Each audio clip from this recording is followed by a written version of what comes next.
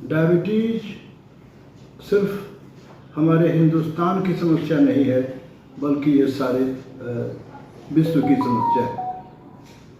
और उसके उपचार के बारे में अक्सर लोग सब कुछ जानते हैं, और उसके बावजूद भी समस्या ये है, चैलेंजेस ये है कि डायबिटीज़ के बारे में इतने अनुसंधान होने के बाद, इतनी कुछ जानकारी मिलने के बाद भी डायबिटीज़ की संख्या कम होने के बजाय डायबिटीज़ की संख्या रोज़ दिन बढ़ती जा रही है।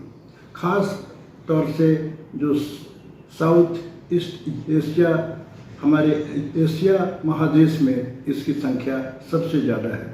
India diabetic capital of the world के बारे में संज्ञा इसको दी गई है। आज इस वीडियो के मार्फत मैं आपको एक नई बात की जानकारी चाहता हूँ दूँ कि डायबिटीज़ में अक्सर लोग रेगुलर एक्सरसाइज जो नहीं कर पाते हैं, उसके मुख्य क्या क्या कारण हैं। सबसे महत्वपूर्ण मुद्दा ये है कि इतनी जानकारी होने के बाद भी कि डायबिटीज में एक्सरसाइज, रेगुलर एक्सरसाइज का करना या मॉर्निंग वॉक करना बहुत ही आवश्यक है। ज़्यादातर लोग नहीं जो अपना कर पाते हैं, उसकी क्या वजह है। तो जो शोधकर्ताओं ने पाया है, जो सर्वेक्षण से बात निकली है, वो ये है कि ज़्यादातर लोगों में एक्सरसाइज के प्रति आकर्षण या जागरूकता की कमी है। वो लोग नहीं जानते हैं कि एक्सरसाइज करने से डायबिटीज़ में क्या फ़ायदा है। ज़्यादातर लोगों का ये विश्वास है कि सिर्फ दवाई रेगुलर खाने से हमारा डायबिटीज़ का काम हो जाएगा। और दूसरी चीज़ कि कुछ लोगों का मानना है कि उनके पास समय की कमी है। कुछ लोग ऐसे जॉब में हैं, ऐसे नौकरियों में हैं जहां सुबह 6 बजे ड्यूटी पर अपना जाना पड़ता है। उन लोगों की शिकायत होती है कि मेरे पास समय नहीं है। और नंबर 3 जो सबसे बातें हैं वो है आलस्य। वो जानते हैं, समझते हैं, मगर फिर भी आलस्य के कारण एक्सरसाइज नहीं कर पाते हैं। इसी तीन बातों को कैसे दूर करें, हमारा पॉडकास्ट का ये विषय है, और मैं इसमें एक नई एक्सरसाइज के बारे में आपको बतलाने जा रहा हूँ। अब आइए, सबसे महत्वपूर्ण चीज़ है, आजकल का ज़माना फ़ायदे और नुकसान का है। जब तक हम लोग किसी चीज़ के फ़ायदे के बारे में नहीं जानेंगे, कोई भी आदमी उस चीज़ को अपनाने में संकोच करेगा। तो जो 4 अंग हैं डायबिटीज़ के, वो एक्सरसाइज, डाइट कंट्रोल, दवाओं को नियमित सेवन और मॉनिटरिंग। उसमें सबसे महत्वपूर्ण अंग एक्सरसाइज का 1 नंबर में रखा गया है। एक्सरसाइज और डाइट थेरेपी से हमारा डायबिटीज 75% नियंत्रण में रहता है। 25% नियंत्रण में सिर्फ अपना दवाई खाने से होता है। कहने का मतलब डायबिटीज़ कंट्रोल करने की जिम्मेदारी आप पर, हमारे जो पेशेंट हैं उनके कंधों पर सबसे ज़्यादा है। 75%, 25% डॉक्टरों पर है। अगर आप सिर्फ दवाओं का सेवन करते हैं और आप एक्सरसाइज रेगुलर नहीं करते हैं, खाने पीने में लापरवाह हैं, कोई आप संयम आपके जीवन में नहीं है, तो आप ये समझिए कि 75% आप डॉक्टरी उपचार से दूर हैं। और उसकी पहचान क्या है कि सबसे बहुत इम्पोर्टेंट पहचान है कि ये आदमी का उपचार सही ढंग से हो रहा है। उसका सबसे महत्वपूर्ण पहचान है कि उस व्यक्ति का वजन नियंत्रण में है। अगर आप डायबिटिक हैं और आपका वजन नियंत्रण में है, तो आप समझ लें कि 70 to 80% आपका इलाज ठीक चल रहा है। लेकिन आप दवा कुछ भी लेते हैं और आपका वजन नियंत्रण में नहीं है, आप मोटे होते जा रहे हैं, तो आपके इलाज में कहीं ना कहीं भूल हो रही है, लापरवाही हो रही है। और वो सबसे बड़ी लापरवाही है कि रेगुलर एक्सरसाइज का नहीं करना, खाने पीने में लापरवाही। तो अब जो फ़ायदे की बात बताऊं, तो हर पेशेंट को, डॉक्टरों का ये दायित्व होता है, लोगों का भी दायित्व कि जाने कि एक्सरसाइज से क्या फ़ायदे हैं। सबसे महत्वपूर्ण फ़ायदा है कि ये एक इम्पॉर्टेंट टूल है ब्लड शुगर को कंट्रोल करने का। ब्लड शुगर के कंट्रोल करने में सबसे महत्वपूर्ण रोल है। आप पूछेंगे क्यों? ये कोई दवाई के कारण नहीं, इसका सबसे महत्वपूर्ण रोल है कि इंसुलिन रेसिस्टेंस को एक्सरसाइज कम करने में काफ़ी सहायक है। डायबिटीज़ दो टाइप के हमारे यहाँ होते हैं, टाइप 1 और टाइप 2। टाइप 1 वालों की संख्या बहुत कम है, 2 से 3%। हमारे देश में 97 to 98% लोगों को टाइप 2 डायबिटीज़ मेलिटस होता है। टाइप 2 डायबिटीज़ मेलिटस के कारण है इंसुलिन रेसिस्टेंस और टाइप 1 का कारण है इंसुलिन की शरीर में कमी। टाइप 2 वाले पेशेंट में इंसुलिन की मात्रा ज़्यादा होती है। अजीब बात है कि इंसुलिन की मात्रा कम होने के बजाय इंसुलिन की मात्रा ज़्यादा होती है, मगर वो असरदार नहीं हो पाता है हमारी मांसपेशियों पर। बीच में एक रुकावट है जिसका नाम है इंसुलिन रेसिस्टेंस। मांसपेशियों पर इंसुलिन रिसेप्टर की अपना कमी हो जाती है और ये उस इंसुलिन के ज़्यादा रहते हुए भी ये इंसुलिन रेसिस्टेंस के कारण मांसपेशियों में अंदर प्रवेश नहीं अपना कर पाता है, जिसके कारण लोगों को डायबिटीज होती है। अगर ऐसा व्यक्ति टाइप 2 का जिनको इंसुलिन रेसिस्टेंस होगा ही, अगर रेगुलर एक्सरसाइज करता है तो उनकी इंसुलिन रेसिस्टेंट की मात्रा में काफ़ी कमी आ जाएगी और उतना ही इंसुलिन बहुत मांसपेशियों में आसानी से कारगर होगा, उन्हें ताकत मिलेगी और उनका बेहतर अपना कंट्रोल होगा। तो सबसे पहली बात है कि एक्सरसाइज क्यों, तो बेहतर कंट्रोल, ब्लड शुगर कंट्रोल के लिए। नंबर 2, इससे बीपी भी कंट्रोल होता है और ये हार्ट की जो अपने बीमारियां हैं, कार्डियोवैस्कुलर हाइपरटेंशन, हार्ट अटैक, उससे हमारी रक्षा भी करता है और बेहतर वजन नियंत्रण में हमारी मदद करता है। रेगुलर एक्सरसाइज करने वालों का वेट सही रहता है, बीएमआई कंट्रोल में रहता है, वो मोटे नहीं होते हैं। इसके अलावा एक सबसे इम्पॉर्टेंट बात है कि स्ट्रेस को भी मैनेज करने में मदद करता है, वेट उनका नियंत्रण में रहता है। अब इसके बाद, इतना जानने के बाद सवाल उठता है कि एक्सरसाइज करने में कितना समय लगेगा। आइडियल एक्सरसाइज के लिए जो हमारे ऐसे व्यक्ति हैं जिनकी उम्र 50 साल से ज़्यादा है, 40 वर्ष से ज़्यादा है, उनके बारे में अमेरिकन डायबिटिक एसोसिएशन, वर्ल्ड के सारे संस्थाओं की मानना है कि 150 मिनट प्रति सप्ताह, मतलब अगर 30 मिनट आप रोज़ दिन टहलें और 5 सप्ताह में 5 रोज के लिए, तो एक आम डायबिटिक के लिए वो काफ़ी है, ख़ास तौर से उनके लिए जिनका वजन नियंत्रण में।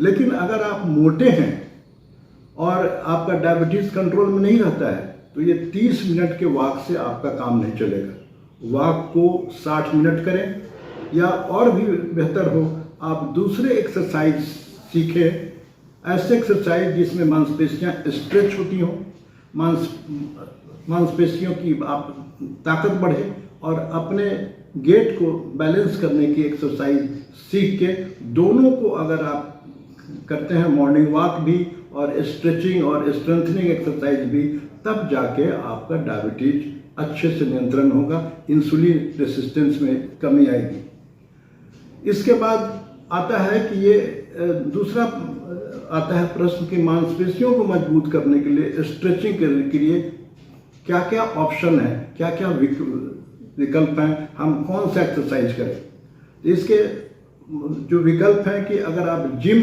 जाते हैं, आप बहुत यंग हैं और डायबिटीज़ के अलावा कोई भी आपको कॉम्प्लिकेशन नहीं है, जैसे बीपी नहीं है या हार्ट की कोई समस्या नहीं है, तो आपके लिए आप जिम में जाकर के वेट लिफ्टिंग और मांसपेशियों को मजबूत करने वाले एक्सरसाइज आप सीख सकते हैं।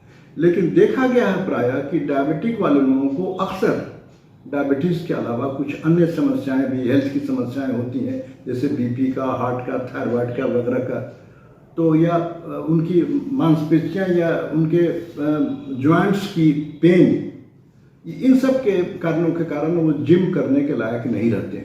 ऐसे लोगों के लिए सबसे आसान और सुविधाजनक जो एक्सरसाइज है उसका नाम है योग। आप योग में आपके आसन, प्राणायाम, 2 बातें मुख्य है, इसके अलावा ध्यान भी है, मगर मैं आसन प्राणायाम की बात करूंगा। अगर कोई डायबिटिक पॉपुलेशन योग में पवन मुक्त आसन पार्ट 1, पार्ट 2, पार्ट 3 भुजंग आसन, ये 4 आसन किसी योग्य शिक्षक से सीख करके नियमित अभ्यास करते हैं तो उनकी मांसपेशियां भी मजबूत होंगी, इंसुलिन रेसिस्टेंस भी कम होगा, बैलेंस भी अच्छा होगा और ढेर सारे जो डायबिटीज से रिलेटेड आपकी परेशानियां हैं उसमें काफ़ी कमी आएगी। लोगों की शिकायत होती है आजकल के फास्ट लाइफ स्टाइल में कि रोज़ दिन सुबह में 1 घंटा एक्सरसाइज के लिए समय निकालना हमारे लिए संभव नहीं है। ऐसे लोगों के लिए रिकमेंडेशन है कि आप मॉर्निंग वॉक सप्ताह में आप 3 दिन करें ऑन अल्टरनेट डे, और बाकी के 3 या 4 दिन आप योग के या स्ट्रेचिंग एक्सरसाइज करें, या 3 दिन इसको करें अपना 3 दिन उसको करें। अल्टरनेट डे भी अगर आप 30-30 मिनट का समय निकालते हैं तो वो भी आपके लिए काफ़ी है और उससे आपके बहुत फायदे होंगे। नई एक्सरसाइज की मैं बात कर रहा था तो उस एक्सरसाइज का नाम है सोलियस पुशअप। ये एक नया टर्म है जो 2022 में शोध के बाद आया है। एक ये बहुत ही खूबसूरत, बहुत ही हल्का, बहुत ही आसानी से करने वाला एक्सरसाइज है। इस एक्सरसाइज की खूबी है कि कुर्सी पर बैठे बैठे भी आप चाहें तो अपना करने में कोई दिक्कत नहीं है। और जो लोग ऑफिस कोई आदमी है, बैंक में काम करने वाले लोग, ज़्यादातर कुर्सियों पर बैठ के काम करने वाले लोगों के लिए ये बहुत ही आसान और लाभदायक है। सोलियस मसल, काफ मसल, ठेहुने के नीचे जो हमारी पाँव होती है और उसके पीछे वाले को काफ मसल कहते हैं। मैं इसको समझाने के लिए इस एक्सरसाइज का एक फोटो या वीडियो मैं इसके साथ अटैच, जो आप उसको जब देख लेंगे तो बहुत आसान है। तो ये अगर संभव हो तो दीवार के सहारे आप खड़े हो जाएं और अपने पंजों पर खड़े होके फिर पंजों को नीचे गिराएं। पहले पंजों को उठाएं, उसके बाद हील को गिराएं। तो इस तरह से पैर को बार बार ऊंचा नीचा करने से 10 मिनट सुबह, 10 मिनट दोपहर और 10 मिनट रात में। और इस एक्सरसाइज की खूबी है कि इसको खाली पेट में नहीं किया जाता है, इसको खाना खाने के बाद या नाश्ते के बाद किया जाता है। क्यों? अगर आप नाश्ते के बाद करते हैं तो ये ब्लड शुगर को घटाने में काफ़ी मदद करेगा और ये ज़्यादा असरदार होगा। अगर आपको खड़े होने की जगह नहीं है, आप हवाई जहाज़ में जा रहे हैं या ऑफिस में बैठे हुए हैं, तो आप अपने पैर को, हील को उठा करके ऊपर नीचे अपना कर सकते हैं। आप ये वीडियो या फोटो देख के आप समझ जाएंगे। इसको अगर देखा गया कि प्राय जो शोध हुए कि 3 घंटे प्रतिदिन अगर सोलियस पुशअप को एक्सरसाइज को किया जाए तो ये सर्वश्रेष्ठ एक्सरसाइज है ब्लड शुगर को कंट्रोल करने में। अब 3 घंटे का समय निकालने के लिए आप 5 मिनट, 10 मिनट का समय एक बार में निकाल लें और छोटे छोटे स्पेस में आप कर लें। प्रायः अगर 10 मिनट आप सुबह, 10 मिनट दोपहर, 10 मिनट रात के भोजन के बाद अगर इसको करते हैं, दिस इज एनफ, काफ़ी। डायबिटीज़ को 2-3 वर्गों में हम लोग अपना बांटते हैं depending upon their blood sugar. मान लें कोई ऐसा, अगर आपने एक्सरसाइज कभी नहीं किया है और मेरा वीडियो सुनने के बाद आपके दिल में इच्छा जागती है कि मैं भी एक्सरसाइज शुरू करूं, तो पहला कदम होगा कि अपने डॉक्टर से मिलें या अपनी खून की जांच कराएं। अगर आपका ब्लड शुगर 90 से कम है फास्टिंग में, तो अभी आपको एक्सरसाइज करने की ज़रूरत नहीं। अगर एक्सरसाइज करने की आपकी तमन्ना है तो आप अगर 90 से आपका अपना शुगर कम है तो आप कुछ मीठी चीज़ 30 मिनट पहले पी लें।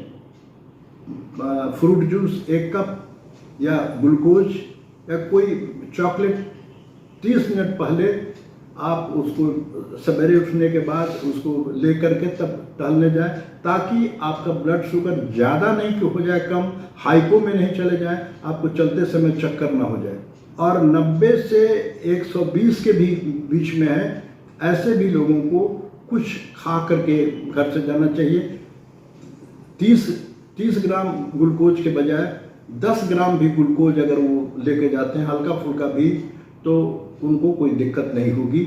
और वो अगर चलने के दौरान आपको चक्कर आए या ज़्यादा धड़कन बढ़े या बैलेंस में दिक्कत हो जाए तो आप रोक करके घर वापस आ जाए। मगर आपका अगर ब्लड शुगर 120 के ऊपर है फास्टिंग, तो आपको कोई परेशानी की ज़रूरत नहीं है। आप सवेरे उठ के 1-2 गिलास पानी पीने के बाद टहलने के लिए आप निकलें। आधा घंटा 1 घंटा अपनी क्षमता के अनुसार टहलें।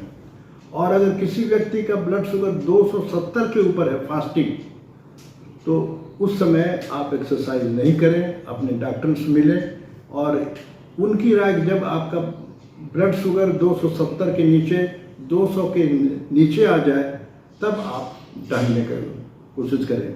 270 या बहुत हाई ब्लड शुगर से एक खतरा रहता है कि आपके यूरिन में कीटोन बॉडी जा सकता है, कीटो एसिडोसिस होने का खतरा है, जो एक्सरसाइज में और अपना बढ़ जाएगा। ऐसे लोग परेशानी से बचने के लिए कुछ रोज के लिए स्थगित कर दें एक्सरसाइज का आवाज़। अब एक और भी इम्पॉर्टेंट सवाल है डायबिटीज़ एंड एक्सरसाइज से संबंधित, कि कौन से डायबिटिक लोगों को एक्सरसाइज नहीं करना चाहिए। ये वर्ग है कि अगर किसी डायबिटीज़ को सीवियर कॉम्प्लिकेशन है डायबिटीज़ का, जैसे advance stage of diabetic retinopathy, आँखों की एक समस्या है, आँख की डॉक्टर आपको बताएंगे कि रेटिनोपैथी है कि नहीं। एडवांस न्यूरोपैथी, जिसके कारण उनको पैदल चलने में बैलेंस की दिक्कत होने, संतुलन उनका काफ़ी कमज़ोर हो जाता है। और अगर हार्ट की एडवांस बीमारी हो, आप हार्ट अटैक से कुछ हफ्ता पहले आपको हार्ट अटैक हुआ है, या चलने पर आपकी सांस फूलने लगती है, तो ऐसे लोगों को या एडवांस स्टेज ऑफ किडनी की बीमारी हो, एंड स्टेज रीनल डिजीज, ऐसे लोगों में सीवियर एक्सरसाइज या मॉडरेट टू ब्रिस्क एक्सरसाइज करने की सलाह नहीं दी जाती है। आप हल्के फुल्के योग के अभ्यास अपने योग के जो ट्रेन टीचर हैं उनसे पूछ के हल्के फुल्के पवन मुक्त आसन पार्ट 1, पार्ट 2 या पार्ट 3 के, और योग निद्रा, कुछ प्राणायाम और ध्यान अगर आप करें तो आपको ज़्यादा लाभ होगा। डायबिटीज़ के समुचित उपचार में रेगुलर एक्सरसाइज, भोजन पर नियंत्रण, मॉनिटरिंग और ख़ास तौर से संयम की जहाँ तक बात करें, स्मोकिंग, अल्कोहल से दूर रहना बहुत आवश्यक है। तो हमने जो अभी तक बताया, अगर इस तरह से एक्सरसाइज करें, लोगों की ये धारणा है कि सिर्फ मॉर्निंग वॉक करना डायबिटीज़ के लिए एक्सरसाइज है। वो जनरल पॉपुलेशन के लिए, जनरल हेल्थ के लिए मॉर्निंग वॉक काफ़ी। मगर आप डायबिटिक हैं या मोटे हैं या आपको और कुछ है, तो डायबिटिक के साथ अगर योग को जोड़ दें, योग एक ऐसी विधा है जिसमें वेराइटी, पवन मुक्तासन पार्ट 1, पार्ट 2, पार्ट 3 भुजंगासन अगर करते हैं तो आपके स्ट्रेचिंग और स्ट्रेंथनिंग, बैलेंसिंग एक्सरसाइज मुकम्मल हो जाएगी और आप you will get a better quality of life, बहुत अच्छा फील करेंगे। और उसके अलावा आपको बख्शिश में स्ट्रेस मैनेजमेंट भी मिलेगा। योग के अभ्यासी को अपने स्ट्रेस को मैनेज करने में काफ़ी सुविधा होती है।